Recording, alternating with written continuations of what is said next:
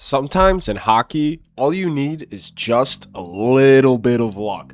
In a sport as superstitious as hockey, every player is looking for some supernatural elements to try to elevate their game. But what if, instead of having a lucky jockstrap, what if we can find the one player where when you put him on the ice, luck just finds a way and good things just seem to happen? So let's try to find who is the luckiest player in the NHL.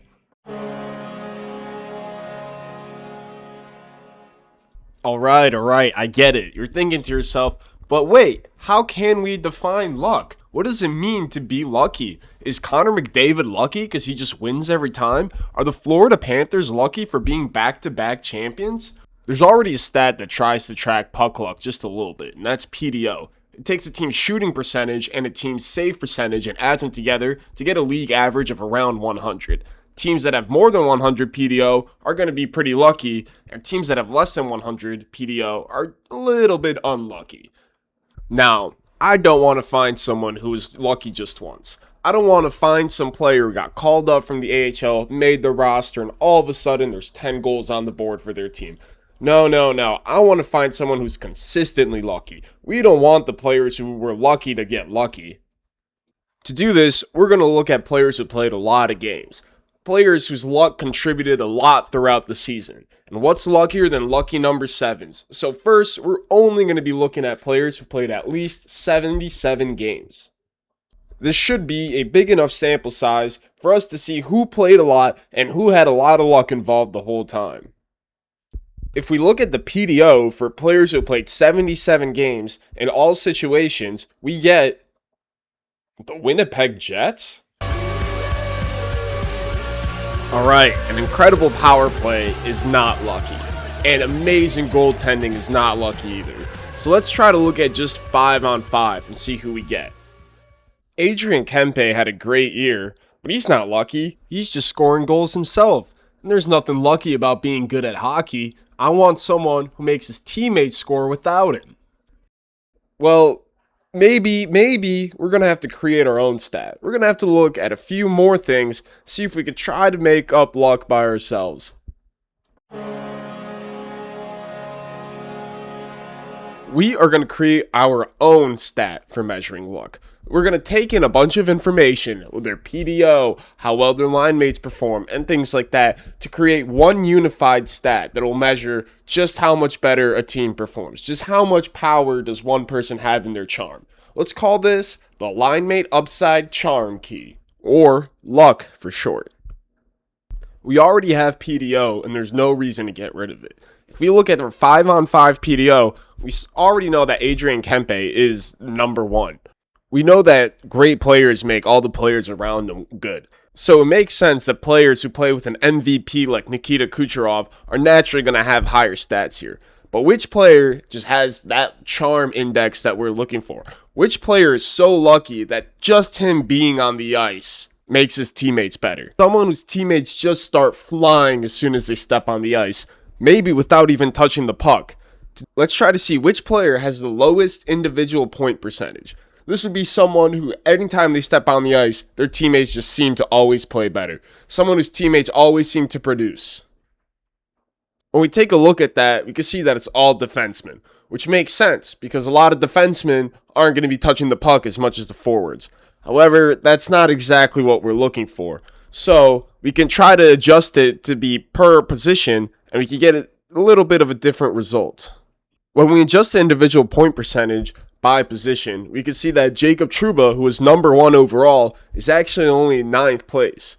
And we see that John Beecher is now the lowest individual point percentage. So if we combine Adrian Kempe with John Beecher, we should get the luckiest player, right? Well, no. Luck finds a way to get the back of the net too. Detroit didn't win all those championships because of an octopus on the ice. That octopus caused them to score goals. So let's try to find which player is scoring from every angle. Anytime they shoot the puck, anytime the puck touches their stick, for some reason, it's going in more than it should. To do that, we can take a look at a player's goals versus their expected goals and try to find which player had the biggest difference. However, I don't want to find the goals that this player scores. I want to find the player whose line mates just always find the back of the net, regardless of what happens.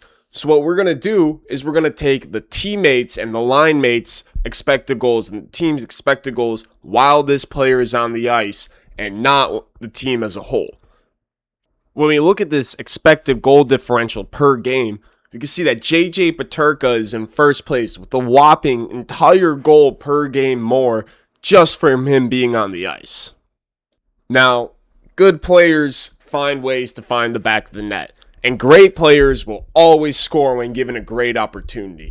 We've all heard our coaches tell us just get pucks on net. So which player is scoring goals by just getting pucks on net? We want to look at which players are scoring the most from low danger positions. That player is Kiefer Sherwood, who's scoring just under half a goal in low danger opportunities during games. Alright, so we combine Kiefer Sherwood, we grab JJ Peterka, Adrian Kempe, and of course we're not going to forget John Beecher, and we bring them all together. When we take the stats that all those players are leaders in, find the one player who has the best mix of both. Who is that?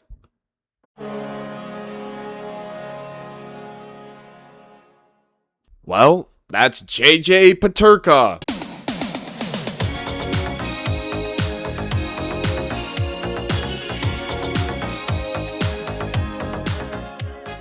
JJ Peterka is the biggest lucky charm in the NHL with a 1.754 luck score. But what does luck actually mean? If we take each team's total goals, minus their expected goals, and divide it by each player's luck score, we can see that one luck is going to give us about 8 goals. So that means that JJ Peterka was so lucky that the Buffalo Sabres scored 15 goals more than they would have without him. If we say that scoring 5 goals in one game will generally win you a game, then that means JJ Peterka let his team win 3 more games than they would have without him. For teams hunting in the playoffs, those 3 wins could be a massive difference between getting into the playoffs or going home and going golfing early. So does that mean JJ Peterka is all luck? Does that mean he's not even that good? No!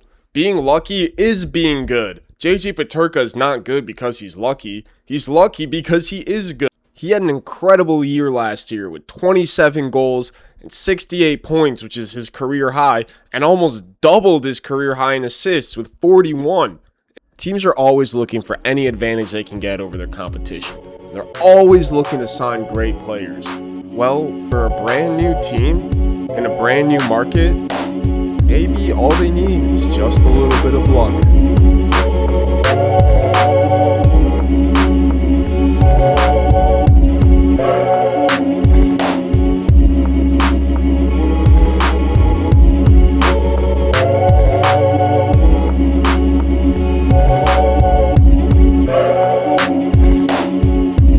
Hey everyone, thank you for watching. I really appreciate it. This was my first video I've ever made, and I'd love to continue making more. I had a lot of fun. I'm hoping to have this talking about some cool stats and fun anomalies.